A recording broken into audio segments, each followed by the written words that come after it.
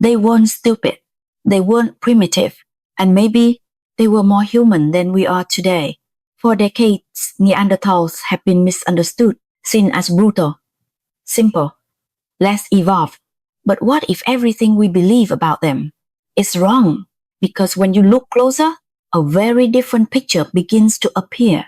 What if Neanderthals were not less intelligent than us, but simply intelligent in a different way?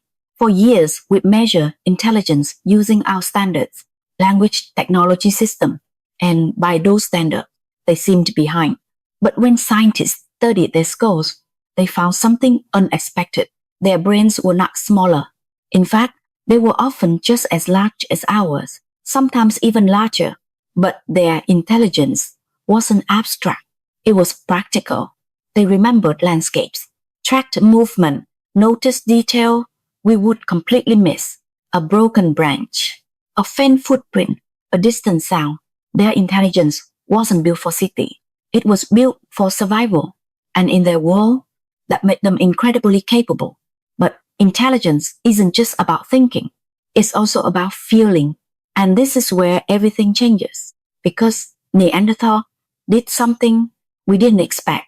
They buried their dead, not out of necessity, not out of survival, but with intention, carefully placing bodies into the ground, sometimes with flowers, and that tells us something powerful. They felt lost. They felt connection. They understood that a life meant something. That is not primitive. That is deeply human.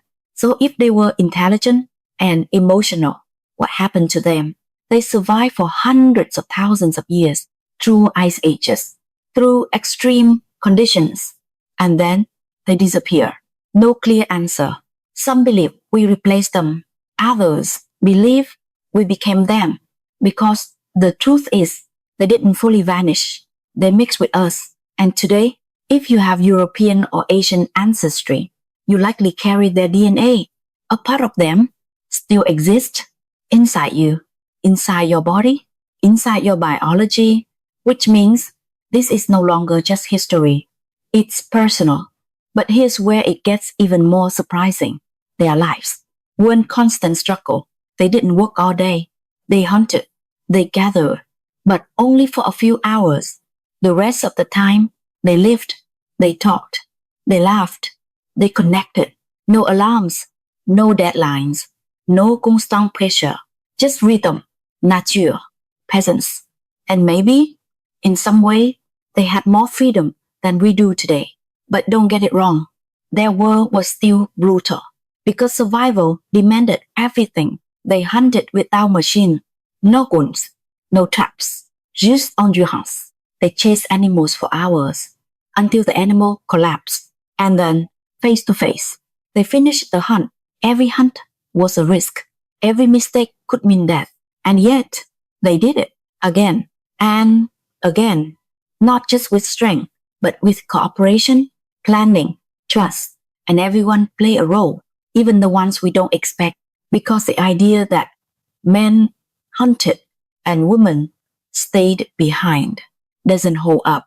Evidence shows Neanderthal women faced the same injuries, the same risk, the same physical demands, which means they were part of survival too.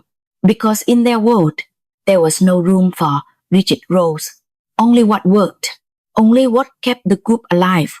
So now the story becomes something else, not about primitive human, but about a different kind of human, one that was strong, intelligent, emotional, connected, adapted, and yet they are no longer here, or at least not in the way they once were. So we ask, did we win? Did we evolve forward? Or did we simply take a different path? Because when you look at modern life, it doesn't always feel like progress. We are more connected than ever, yet more alone. We have more technology, yet less time. More comfort, yet more stress. More control, yet less presence. And when you compare that to what we know about them, you start to question something deeper. They had less, but experienced more connection, more awareness, more presence. And maybe That's what we've been losing.